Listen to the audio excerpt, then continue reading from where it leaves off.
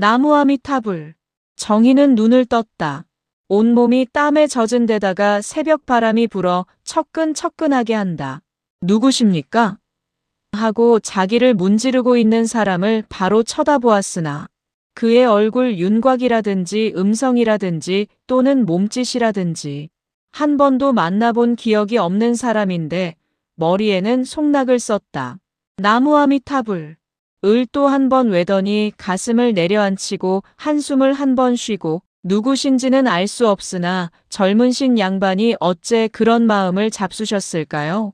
정희는 일어나 앉으려 하지는 않고 고개를 힘없이 그 여승의 무릎 위에서 저쪽으로 돌리며 그거야 말씀에 무엇하겠습니까마는 어떻든 고맙습니다.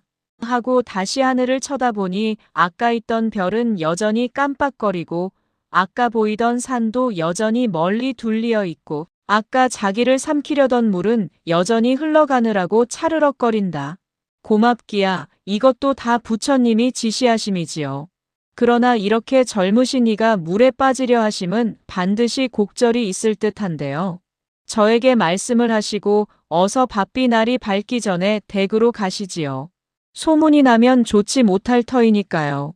정희는 또다시 한참 있다가 겨우 일어나려 하니까 그 여승은 염려 마시고 누워 계세요. 신혈이 이렇게 나시고 가슴이 이렇게 뛰시는데 하며 아직 주름살이 잡히지 않은 40 가까운 여자의 손으로 정희의 머리를 짚어준다. 정희는 저에게는 이제부터 집도 없고 부모도 없고 아무것도 없는 사람이에요. 지금 당신이 나를 구하신 것이 세상 사람이 혹 그것을 잘한 일이라고 칭송하는지는 알 수 없으나 죽는 사람은 벌써 이 세상에서 한 가지 반 가지의 행복을 얻지 못할 줄 알 뿐만 아니라 도리어 세상에 살아있는 것이 고통이며 불행한 것을 안 까닭에 죽으려 한 것이니까 죽는 것이 사는 것보다 어떻게 생각해서 더욱 행복은 된다 할 수 없더라도 사는 것보다 나으니까 죽으려 한 것이겠지요. 지금 당신이 나를 구한 것이 당신의 자비일는지는 알 수 없으나 나에게는 도리어 고통의 연쇄가 될는지도 알 수 없어요. 여승은 그렇지요. 그것도 그렇지요. 그러나 이 세상의 괴로움은 극락에 들어가는 어비입니다. 말도 마치기 전에 정희는 알았습니다. 신심 깊으신 당신으로는 그런 말씀하시는 것이 잘못이라 할 수는 없겠지요. 당신은 당신 마음 가운데 언제든지 극락이나 열반이란 당신 자신이 믿는 바 이상경을 동경하는 까닭에 이 세상에서 살아갈 수가 있는 것이지요. 그러나 저의 마음에는 당신과 같이 굳세인 힘을 주는 것인 천당도 아니요. 극락도 아니요. 그 무엇인 것이 없어졌습니다.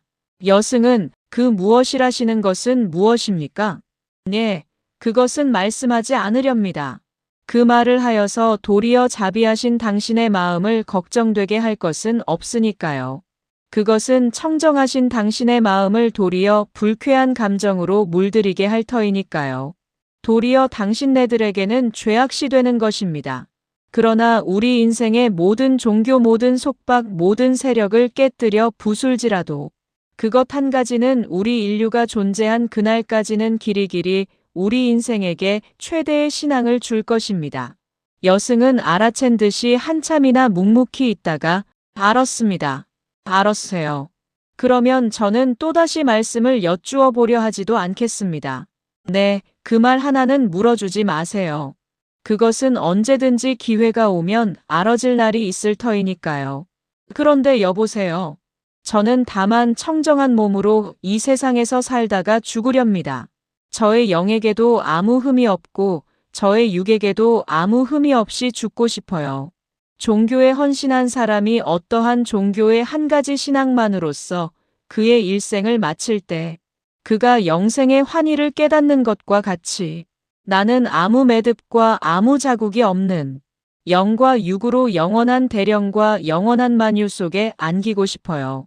여승에게는 그 무슨 의미인 줄 알아듣지 못한 듯이 다만 묵묵히 앉아 있을 때 저쪽 갈라산 앞에서 삐걱삐걱 새로이 밝아오는 새벽 기운을 흔들며 낙동강 하류로 흘러가는 뗏목 젓는 소리가 들려온다.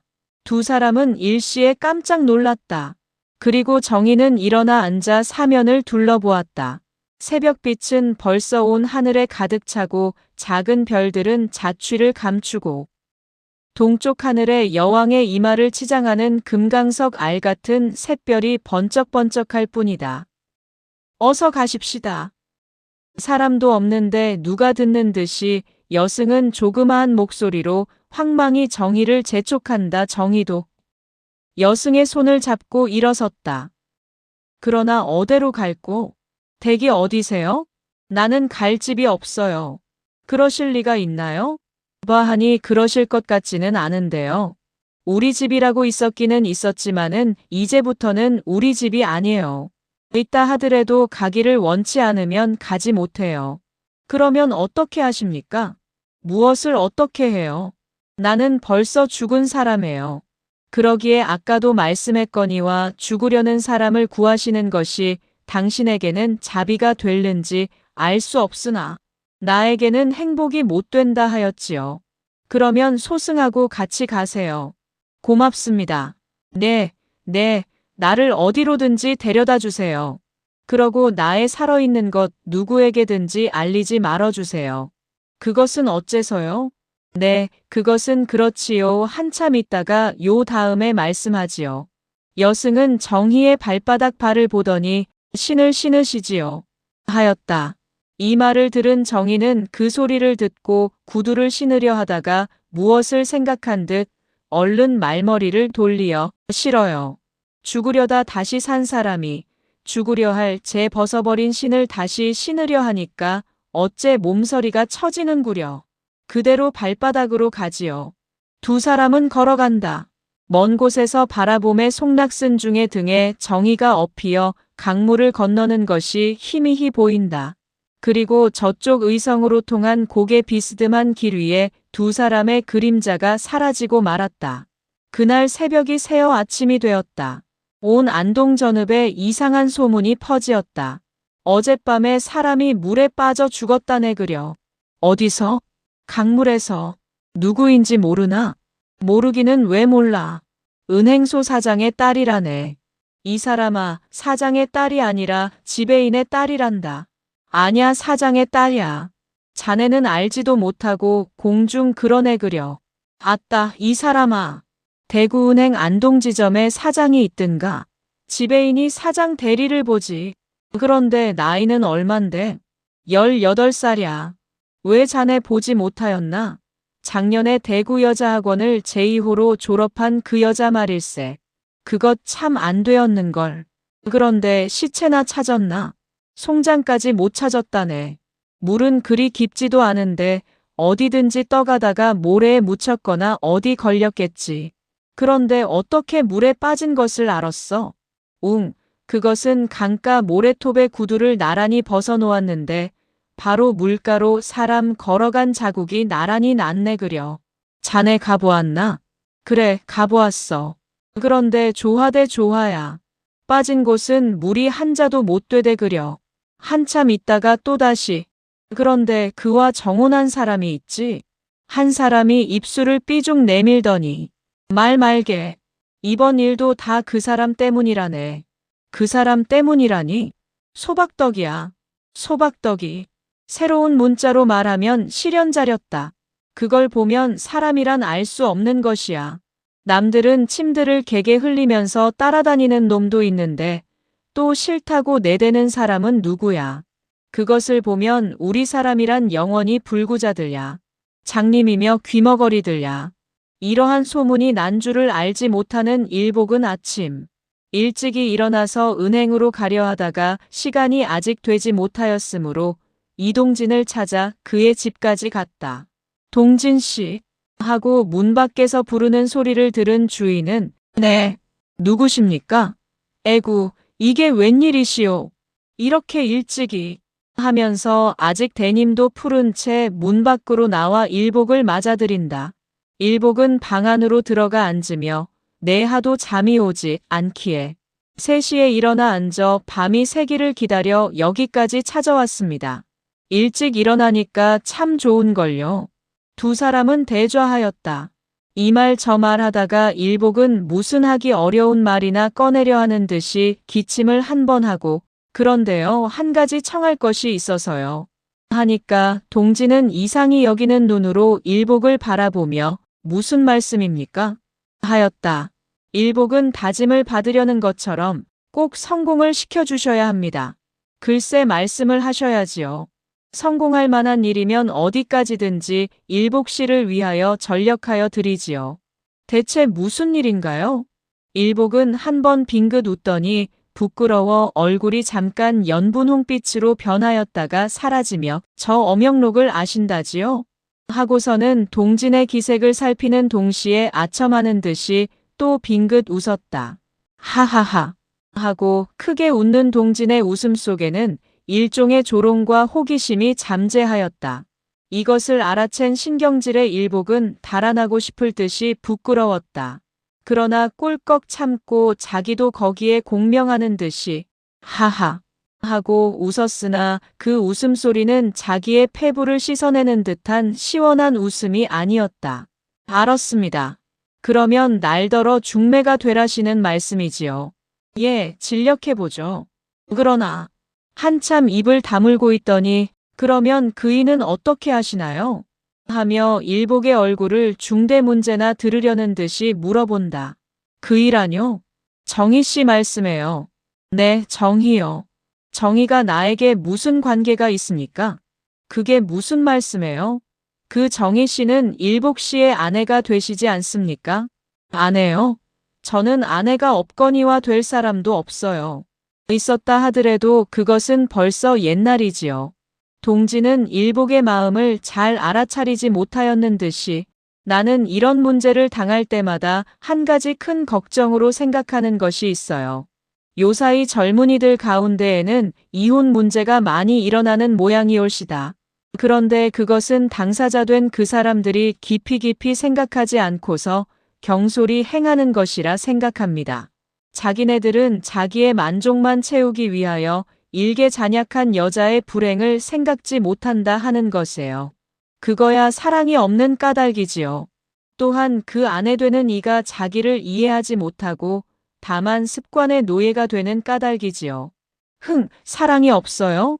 사랑만 없다 하면 차라리 모르겠습니다마는 그것을 지나쳐 자기의 정식 아내를 아내라는 미명하에 유린하는 사람들은 그것을 무엇이라 할까요?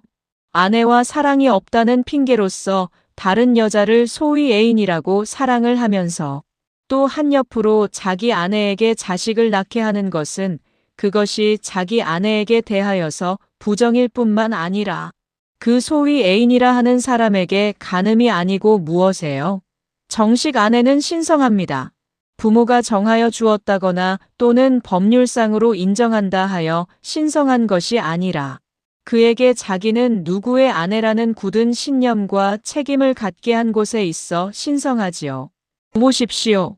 비록 그의 남편을 이해하지는 못할지라도 그 남편을 위하여 자아를 희생하는 곳에 있어 아마 자기네들이 싫어하는 아내 같은 이가 별로 이 없다고 생각합니다.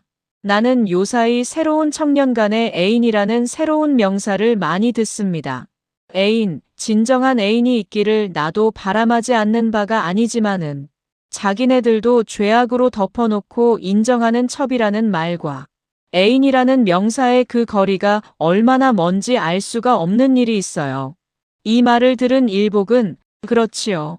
거기 들어서는 나도 공명하는 의견을 가졌습니다. 아내가 즉 애인이요, 애인이 즉 아내가 되지 않으면 안 될 것이지요. 아내가 애인이 아내 여기에 비로소 완전한 애인원만한 가정이 생길 것입니다. 그런데 동진 씨나 나나 입으로 말하는 곳에 그럴듯한 생리, 일리, 혹은 진리가 없지 않겠지만은 우리의 모든 행동에 모순이 있을는지 없을는지 나는 단언하기 어렵다고 생각해요. 감정이 미친 장님처럼 날뛸 때에 과연 생각의 일절 사이에라도 죄악의 마음이 발동하지 않느냐 하는 것이 저의 입으로는 대답하기 어려운 말입니다. 그러나 우리 사람이 약한 동시에 강할 수 있는 것으로서 다른 만물과 다른 점이 있는 것이지요. 우리는 약한 데서 일어나 강한 데로 나가는 곳에 자아를 완성할 수 있다고 생각합니다. 미성품인 자아를 성품을 만들려고 노력하는 그 노력. 여하의 그 인격이 나타나는 것이라고 저는 생각해요. 오늘의 제가 약자가 되어 일개 여성의 눈물을 보고서 저의 입을 한 번 잘못 벌리었다면 저는 영원히 죄짓는 사람이 되었을 터이지요. 그것은 무슨 말씀이십니까? 네, 차차 아시겠지요.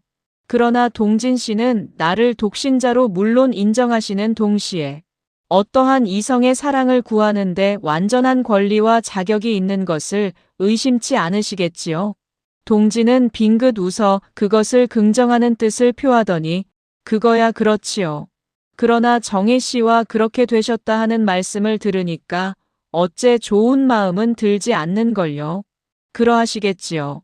그런 일이 없으니만은 같지 않으니까요.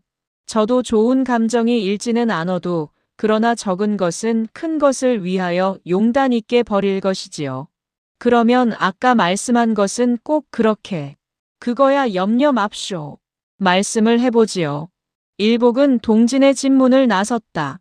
그리고 큰 길거리로 나섰을 때 등에 나무를 진 촌사람들과 지게에 물건을 듬뿍 진 장돌뱅이들이 서문으로 통해서 읍을 향하여 들어오는 것을 보았다.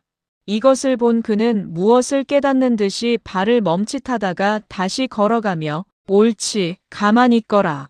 오늘이 며칠인가? 오늘이 장날이로구나. 오늘이 장날이야. 됐다, 됐어. 그러면 오늘 엄영록이가 이동진의 집에를 들어올 터이지. 그러면 내가 부탁한 말을 하렸다. 하고서는 웬일인지 얼굴이 시커멓고 상투꼬부랭이에 땀내 나는 옷을 입은 촌사람. 장돌뱅이들이 만나는 족족 반가와 손목을 붙잡고 인사를 하고 싶었다. 그리고는 엄영록은 양순의 오랍이었다. 저렇게 저 사람들처럼 생긴 촌사람이었다. 그리고 나는 은행원. 제가 나를 매부를 삼기만 하면 해로울 것은 없지. 사람의 마음이라 알 수 없지만은 제가 나를 매부를 삼아 보아라. 제 등이 으쓱하여질 터이지. 일복 앞에는 새로 뜨는 아침 볕이 금색으로 번득거려 새날의 기쁜 새 소식을 전하여 주는 고마운 전령사의 사람. 좋은 웃음같이 그의 마음을 즐거움으로 넘치게 하고 부드러운 봄바람이 산들산들한 길거리로 걸어가는 사람들은 모두 혼인잔치 구경 가는 사람들처럼 발자취가 가벼웠고 기꺼운 농담이 입 가장자리에 어린 듯하다. 그에게는 어린애가 촛불을 잡으려는 듯한 환희와 기대가 있었다. 앞길이 밝고도 붉으며 신묘하고도 즐거운 희망의 서색이 그를 끝없는 장래까지 끌고 가는 듯하였다.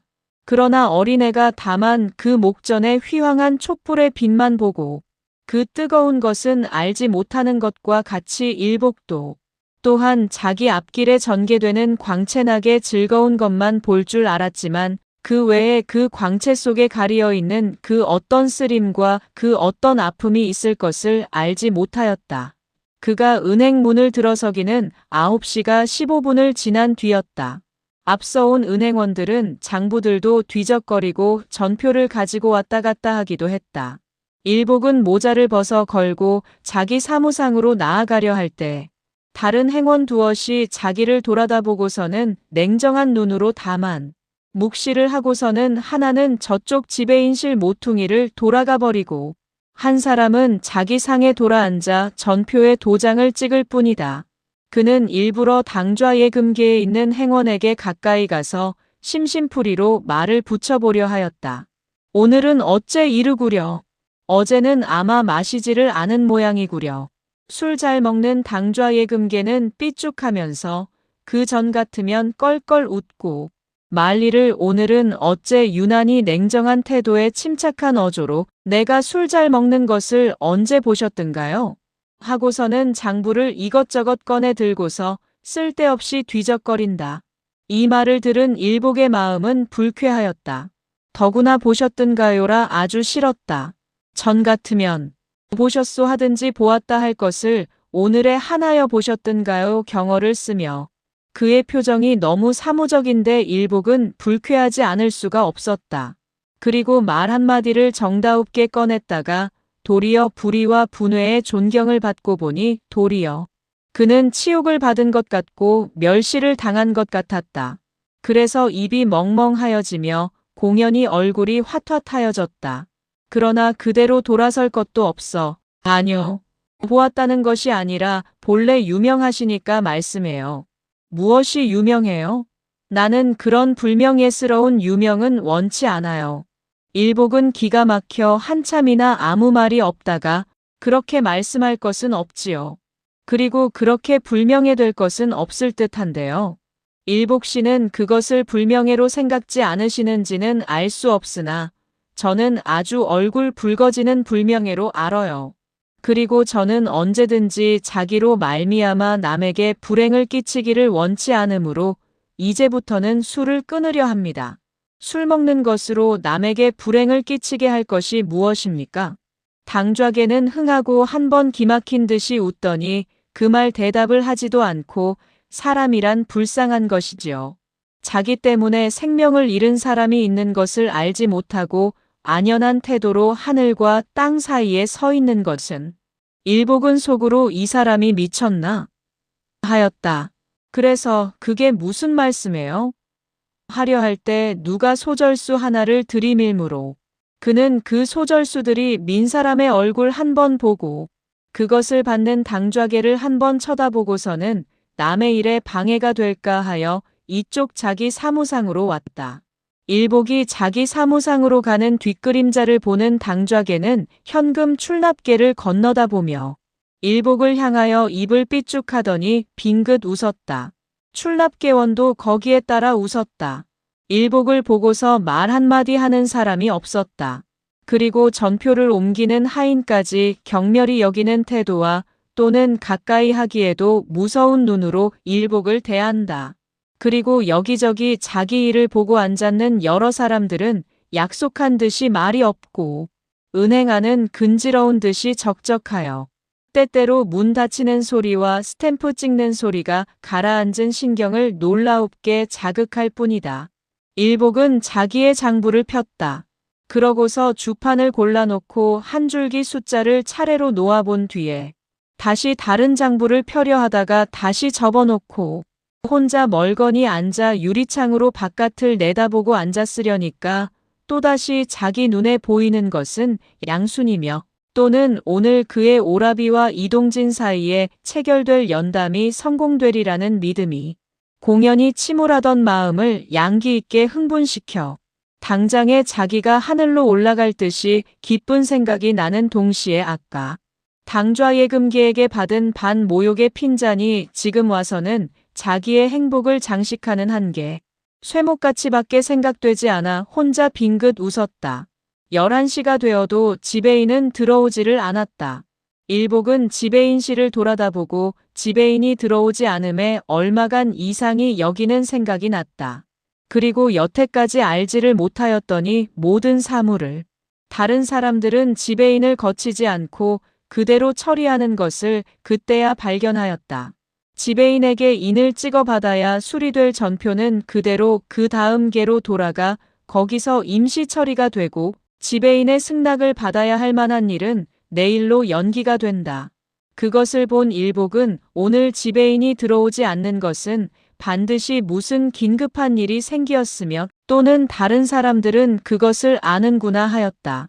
그래서 그는 하인을 불러 오늘 지배인 어른은 안 오셨니? 하고 물었다. 다른 사람들이 자기에게 대하여 태도가 냉정한 듯함으로 하는 수없이 만만한 하인을 부름이다. 하인은 다만 네, 안 들어오셨어요. 아마 오늘은 못 들어오신다나 보아요. 무슨 일이 계신지요? 하고서 일종 연민이 여기는 눈으로 일복을 보다가 저쪽에서 자기를 부름으로 그리로 가버렸다. 조금 있다가 지배인의 집 하인 하나가 은행문에 들어섰다. 유일복 씨 계세요? 하는 하인의 말을 수부에 앉았던 행원이 듣고서 조소하듯이 쌍긋 웃더니 얼굴짓을 하여 일복을 가리킨다. 하인의 목소리를 들은 일복은 서슴지 않고 벌떡 일어서며 왜 그러나? 하였다. 하인도 일복을 조금 경멸히 여기는 듯이 시원치 않은 말씨로 댁에서 잠깐만 오시라고요. 즉 지배인이 부른단 말이다. 나를? 네. 왜? 하인은 조금 주저하다가 모르겠어요. 여기 일은 어떻게 하고 곧 오시라고 하시던걸요. 퍽 급한 일이 있는가 봐요. 일복은 공연히 의심이 난다. 어제 저녁에 정희가 다녀갔는데 오늘 지배인이 은행에도 들어오지 않고 또 은행 사무 시간에 당장 오라는 것은 어떻든 좋은 일이 아닌 것을 예감하였다. 가지. 먼저 가게. 아니요. 같이 가세요. 하인은 구인장을 가진 형사나 순사 모양으로 의기양양하고 또는 엄격한 빛을 띠고 그 자리에 서 있다. 그러나 일복은 먼저 가 하고 조금 무례를 책하는 듯이 하인을 흘겨보았다. 그러나 하인은 더욱 꿋꿋한 태도로서 같이 가셔야 합니다. 같이 모시고 오라 하셨어요. 일복은 하는 수 없이 모자를 쓰고 여러 사람에게 인사하고 문 밖으로 나왔다. 나가자 은행 속에서는 잡혀가는구나.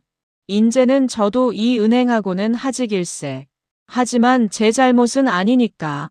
이 사람아, 그럼 누구 잘못인가? 사람이 인정이 있어야지. 그렇게까지 저를 생각하는 여자를 목숨까지 끊게 하였으니 그게 사람이 할 짓인가? 사람으로서는 너무 냉정한 짓을 하였으니 말 말게. 그 사람도 하고 싶어 했겠나. 다 저 좋아하는 사람이 있으니까 그랬지. 참 알 수 없어. 글쎄 주막집 계집애가 아무리 인물이 반반하다 하더라도 그래 자기 처지도 생각하고 장래도 생각해야지. 무엇 할 것 없이 죽은 사람만 불쌍하이. 그러나 저도 잘못이지. 죽을 것까지야 무엇있나. 문 밖에 나오려니까 장꾼들이 와글와글한다. 층계를 내려서려 하니까 우편 배달부가 편지 뭉치를 들고 은행문을 향하여 들어온다. 우편 배달부는 일복을 보더니 고개를 끄덕하며 인사를 하고서 편지 한 장을 꺼내준다. 일복은 그 편지를 손에 받기 전에 벌써 그것이 김우일에게서 온 것을 알았다. 편지를 뜯었다. 그리고 읽었다. 나는 지금 이곳에 온 지 30분이 못 되어 이 편지를 친애하는 군에게 쓴다.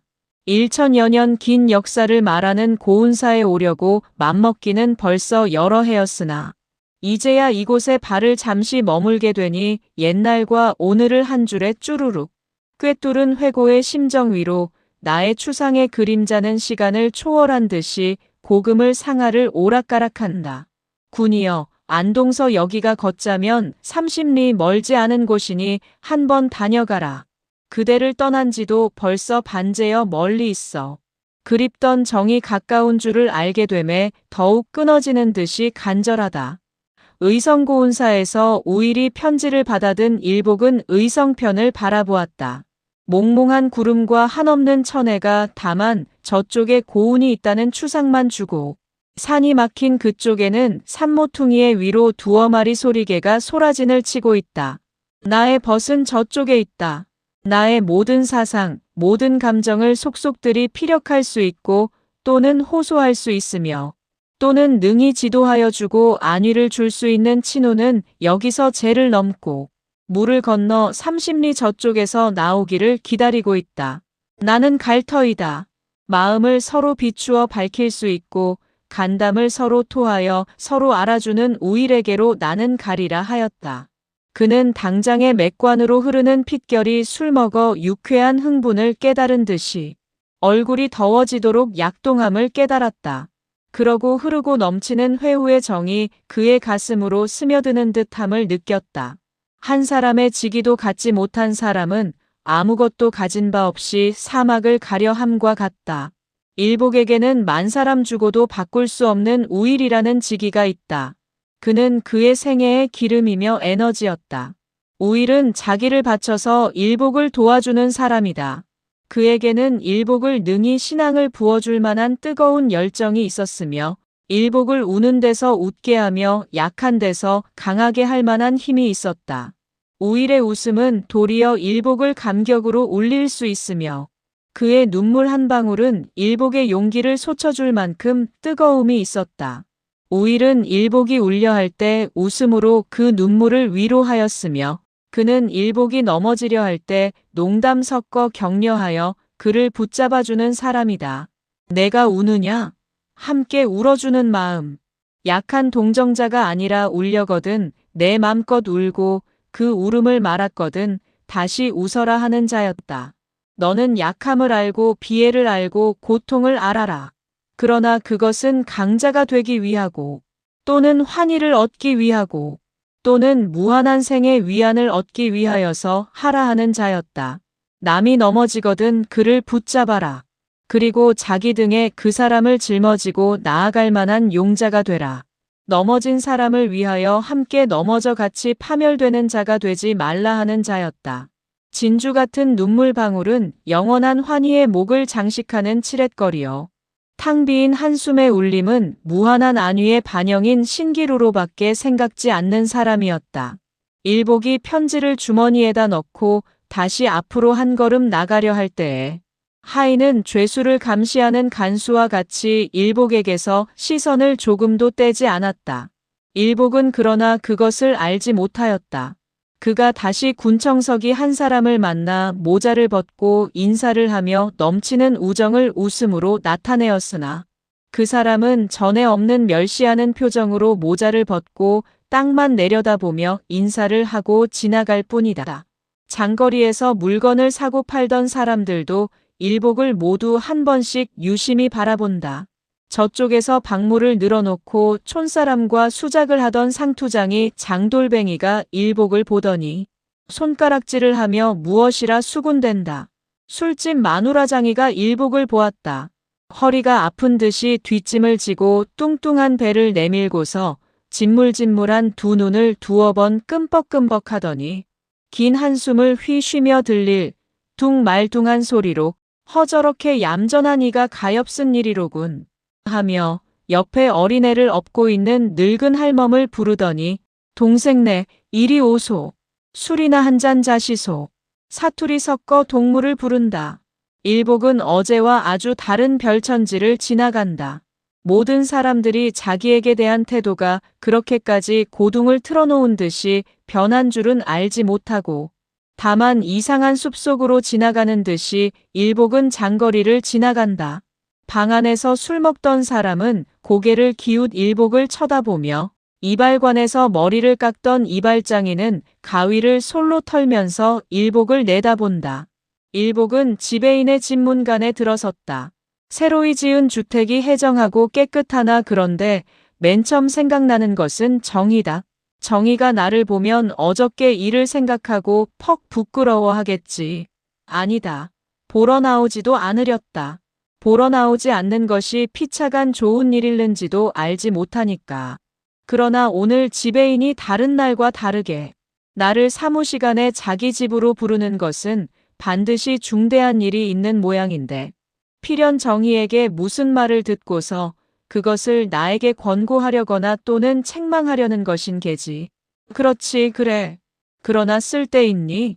나에게는 하늘이 준 절대 자유가 있으니까. 내가 하고 싶은 일은 하고 하기 싫은 일은 아니하는 것이지. 일복은 마루 끝까지 갔다. 그 전 같으면 문간까지 나오지 못하는 것을 한할만치. 자기 목소리만 들어도 반가워하던 지배인이 자기가 방문 가까이 와서 기침을 서너 번 하여도 소리가 없다. 그가 열어놓은 방을 흘깃 들여다볼 때 지배인은 그대로 자리에 누워 일복을 보고도 본체만체한다. 어제까지 그렇게 인자하고 온정이 넘치었으나 적의와 노여움과 심각한 비애의 빛이 그 얼굴에 박혀있다. 일복은 방 안에 들어서 예를 하였다. 그러나 지배인은 점잖은 사람의 예하는 투로 고개를 끄덕 아무 말이 없다.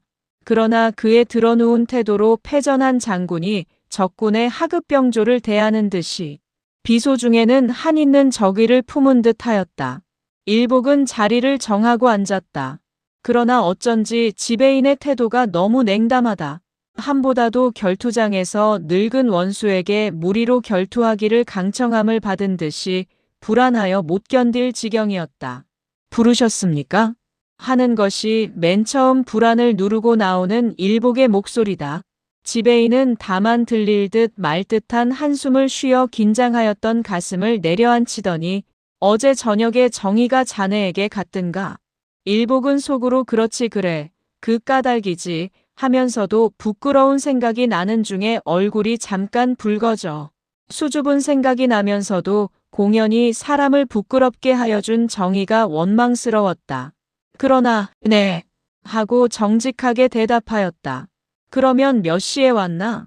자세히는 모르겠으나 2시는 된 듯합니다. 2시? 한 번 다시 묻더니 혼자 왔는가? 네. 자네는 정희를 아내로 생각하는가? 일복은 아무 대답이 없다. 왜 대답이 없어? 그것을 왜 저에게 거푸 물으십니까? 글쎄 거기에 대답을 해달란 말이야. 저는 아무 대답도 할 수가 없어요. 그것은 어째서? 정희는 저에게 아무 관계가 없는 사람이니까요. 지배인은 멀거니 무엇을 탄식하는 듯이 한참 있더니 그러면 자네 내 말 한마디 들어주려나? 무슨 말씀입니까?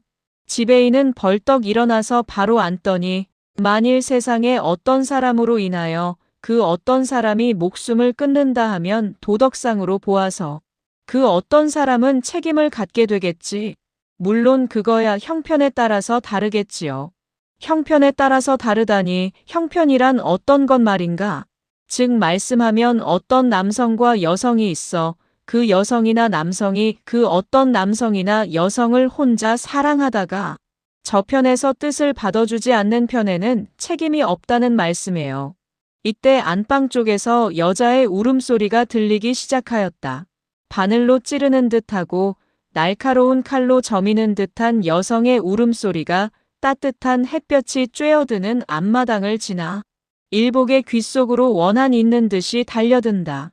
그리고 조있게 뽑아내는 애처로운 소리가 일복의 가슴 위로 살금살금 기어드는 것이 천년. 산발한 처녀가 덤비어 돌아다니는 듯하다. 일복은 가슴이 공연히 내려앉았다.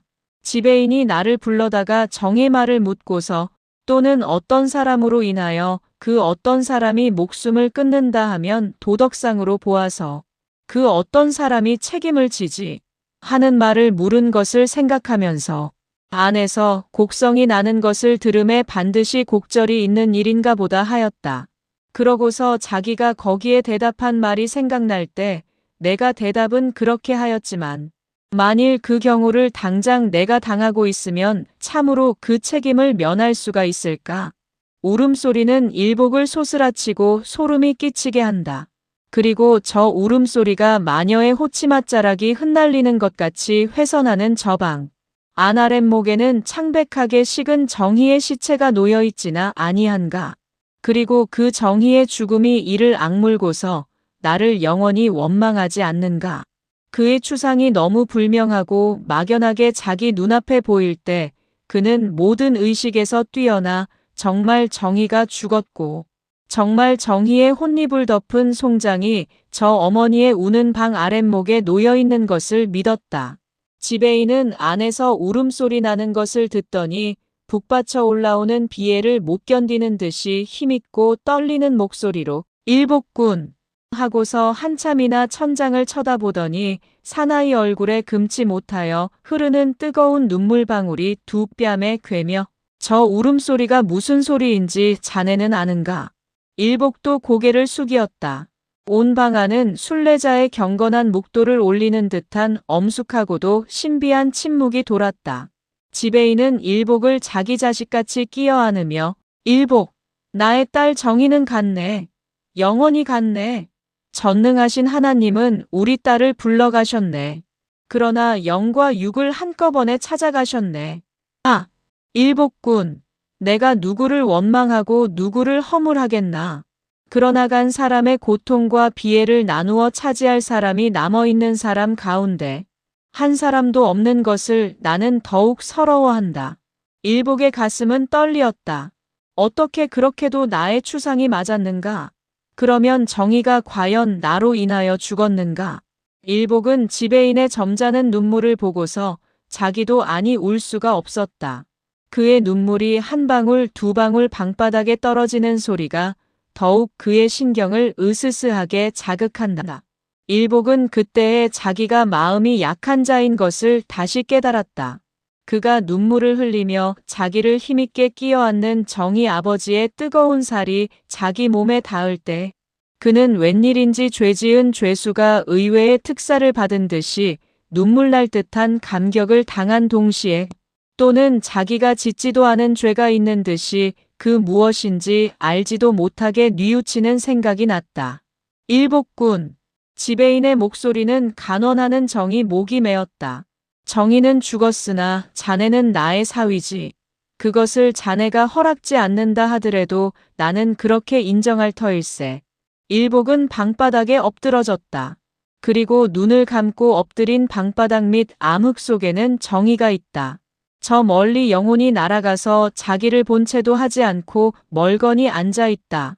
일복은 그 정의를 웬일인지 다시 데려오고 싶도록 그리웠으나 그것은 할 수 없다고 단념할 때 그는 가슴이 죄도록 괴로웠다.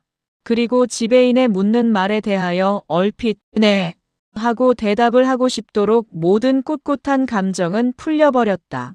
그러나 얼른 입이 떨어지지는 않았다. 그때의 일복은 마음이 약하여지려는 자이었다. 그러다가 다시 그가 지배인의 얼굴을 쳐다보려고 고개를 들 때 여전한 햇빛 여전한 현실이 그의 눈과 코와 눈과 귀와 또는 피부에 닿을 때 그는 다시 풀렸던 감정이 다시 뭉치며 두 손을 단단히 쥐고 전신에 힘을 주었다. 그는 속으로 혼자 아니지 하였다. 약자로부터 강자가 되려고 위대한 노력을 하는 자가 인격 있는 자가 될 수 있는 것이다. 그는 눈물을 씻었다. 어린애. 꾸지람 들을까 겁하여 남몰래 씻는 듯이 눈물을 씻고 시치미를 떼는 듯이 얼굴빛을 고치고 바로 앉았다. 그리고는 또 생각하기를 나의 이봐. 내가 나를 죄짓게 마라 하였다. 그리고 그의 심장을 속마음으로 가라앉히며 너는 상함을 받은 염통이 되지 마라. 보기에도 지긋지긋한 푸르딩딩하게 상흔이 있는 마음이 되지 마라. 그리고 영원히 새 피가 돌고 뜨거운 피가 밀물 일듯 용솟음치는 심장이 되라. 깨끗한 심장이 되라. 하였다. 눈물에 지는 자가 되지 마라. 자기의 영을 비애라는 여울에 던지는 자가 되지 마라. 탄식이란 폭풍 후에 날려보내지 마라. 강한 자야지만 완전한 사랑도 할 수 있나니라. 일복은 벌떡 일어서며 운명은 우리를 무관해하라는 경지로 인도하였습니다. 운명은 진리를 말하는 대변자입니다. 운명처럼 정직한 가치표는 없습니다. 우리는 입이나 또는 형식으로서 그 가치표를 뜯어 고칠 수는 없습니다. 집에 돌아온 일복은 쓸쓸히 빈 방에 혼자 누웠었다. 그러나 누르는 듯한 공포가 가끔 공중에서 자기 가슴을 누르는 듯할 때 그는 다시 벌떡 일어나 앉았다. 아, 그 책임은 내가 가져야 할 것이지. 혼자 중얼거리는 그에게는 온 방안이 자기 몸에 피가 때때로 타는 듯이 고조로 긴장할 때마다 암흑하게 눈에 비친다. 그가 죽은 것이 과연 나의 잘못으로 인함일까? 한참 있다가 다시 멀리 보이는 강물을 실없이 내다보다가 그가 정말 나로 인하여 죽었다 하자. 그러면 그것은 무엇을 가지고서 나에게 그 책임을 질 만한 증거를 내세울 수가 있는가? 그는 다시 초조한 감정을 내려앉히고서 아주 침착하고 냉정한 생각으로 그것을 순서 있고 조리 있게 해석하기 시작하였다. 일개 여성의 생명, 더구나 꽃같은 청춘 여자의 끔찍한 생명, 인생의 무한한 생의 관맥 중에 하나인 정희의 생명. 그 생명은 나의 이 생명과 조금도 다름없이 두 번 얻기 어려웁게 귀한 생명이다. 그러면 그와 같은 생명을 자기의 손으로 자기의 똑똑한 의식으로 사해 선언을 하고 또한 자기 자신으로서 그것을 집행한 그 생명 소유자의 고통. 그것은 얼마나 정 있는 자의 동정을 받을 만하였을까? 그 동정할 만한 고통의 동기가 나에게 있다 하면 다른 몇만 사람의 동정보다 더욱 많은 동정을 정희에게 부어주어야 할 것이다. 그러고 보자. 내가 비록 정희의 몸에 손을 대거나 또는 흉기를 대어 죽인 것은 아니라 할지라도 또한 그의 생명을 빼앗으리라는 마음은 비록 먹지 않았다 할지라도 오늘의 그 결과는 어떠한가? 정희는 어떻든 죽은 것이 아닌가? 정희라는 여자가 자기의 생명이 끊길 만큼 원동적 원인은 나에게 없다 하더라도 그만큼 반동적 원인을 가진 자 되는 것은 면할 수 없을 것이다. 물론 내가 법률상으로는 죄를 면할 수 있고 또는 양심으로 보아서 내가 허물이 없지만은 인간성의 보배 중 하나인 인정으로 보아서 나는 그 책임은 면할 수 없을 것이다. 나 때문에 초민하고 나 때문에 고통하고 나 때문에 울고 또한 나 때문에 죽고 내가 있으므로 그의 인생이 의히 있을 수 있었고 또한 내가 있어 그의 생애가 능히 무가할 수 있는 즉 내가 있으므로 그의 생이 죽고 살 수 있는 그를 오늘날 생명까지 끊게 한 나는 오늘에 이렇게 살아있어 자기의 생을 누리고 또한 자기의 사랑을 사랑할 만치 무책임한 자이며 몰인정한 자일까? 자기의 생명을 귀중히 알면은 또한 남의 것도 그렇게 알아야 할 것이다. 그는 새로이 따가운 인정이 그의 전신을 따뜻하게 싸고 돌기 시작하였다. 그리고서 그 전에는 그렇게까지 보기도 싫어하던 정희의 모든 것을 다시 불러내어 한 번 더 생각하고 한 번 더 만나보고 싶도록 그리운 생각이 나기 시작하였다. 그는 최근에 그를 보던 때와 또는 최초에 그를 만나던 때를 번개같이 머릿속에서 중동을 끊어 영사하는 활동사진 필름같이 보았다.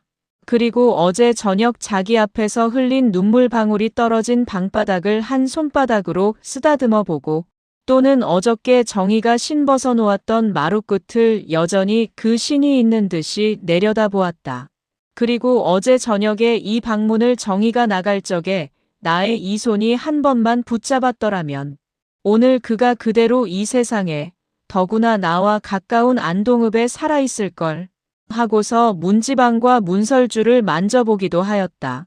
그리고서 그는 다시 정희가 그 옆에 앉아서 자기 목소리를 들을 수 있는 듯이 정희 하고 불러보았을 때 그 정하는 음의 종성인 이응음이 피아노의 파음이 연하고 부드럽게 울려 나오는 듯 하였다. 그래서 그는 정희, 정 두어 번 거푸 혼자 중얼거렸다. 그러나 대답이 없고 다만 새파랗게 개인 공중에 두어 점 구름이 미끄러지는 듯이 서에서 동으로 흘러가는 것이 눈에 보일 뿐이다.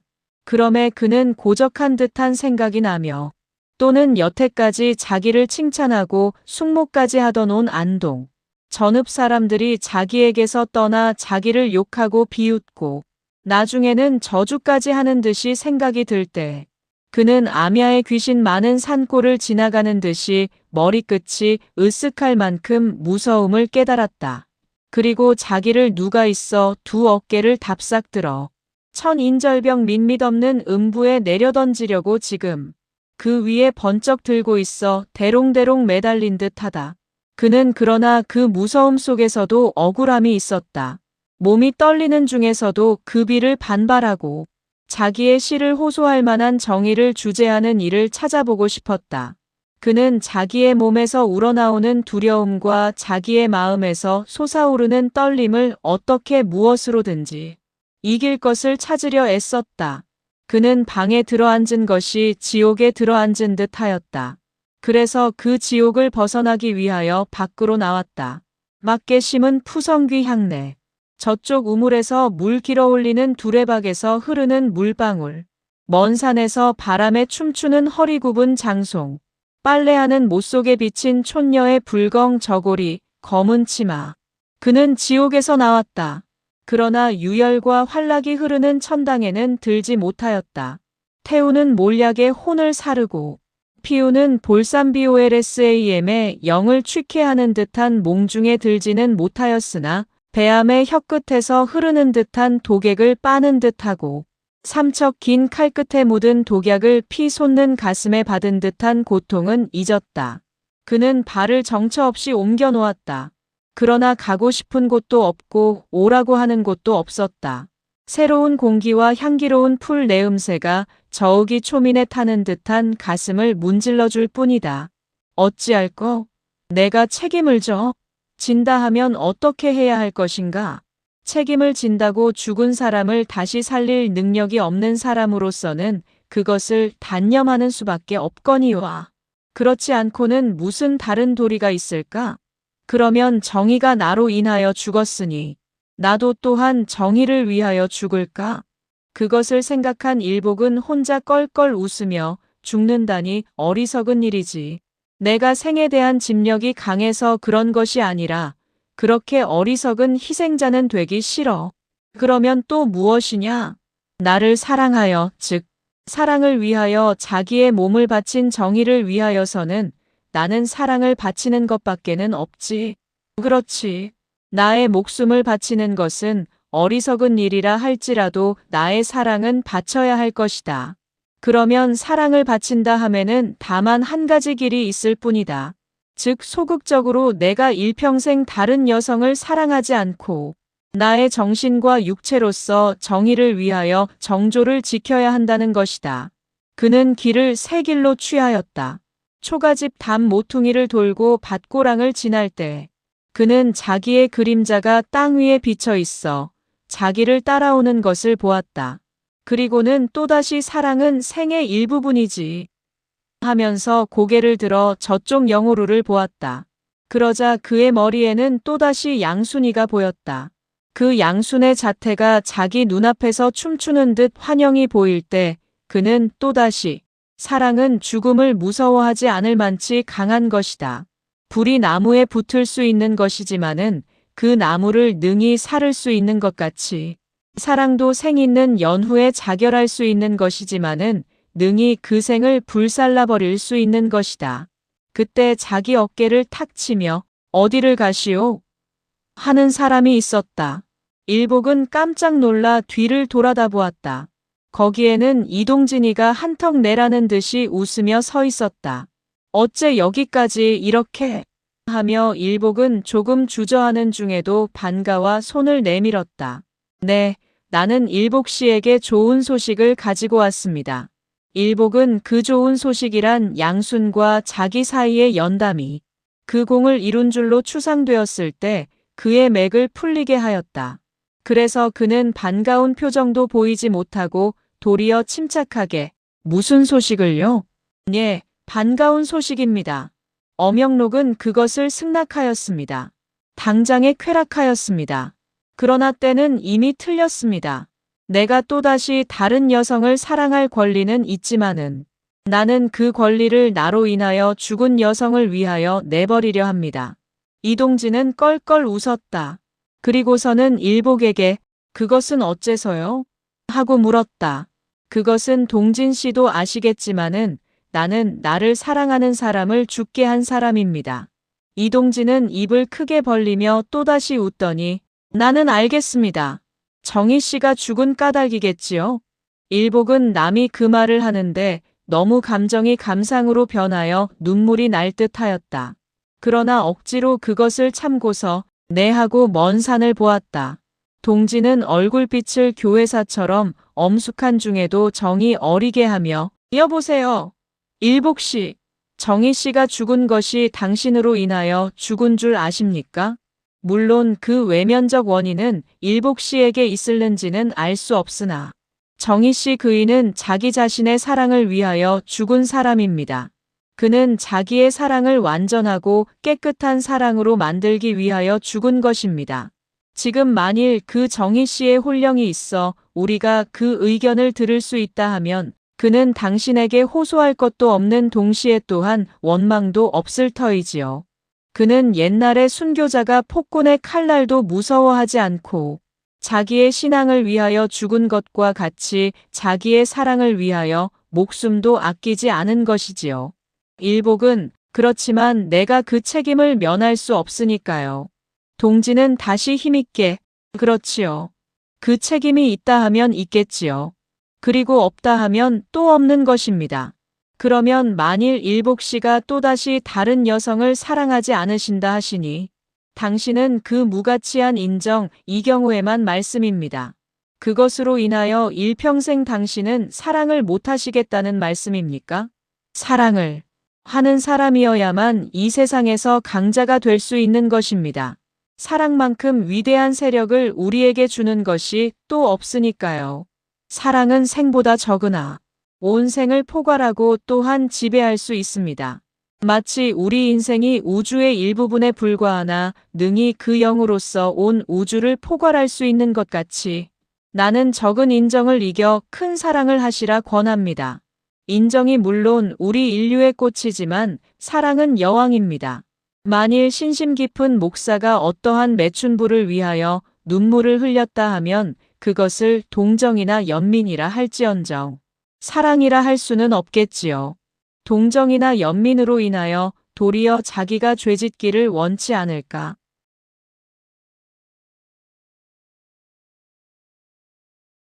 될 수 있겠지요. 우리 인간미를 영의 나라에서 참으로 맛볼 수가 있겠지요. 고맙습니다.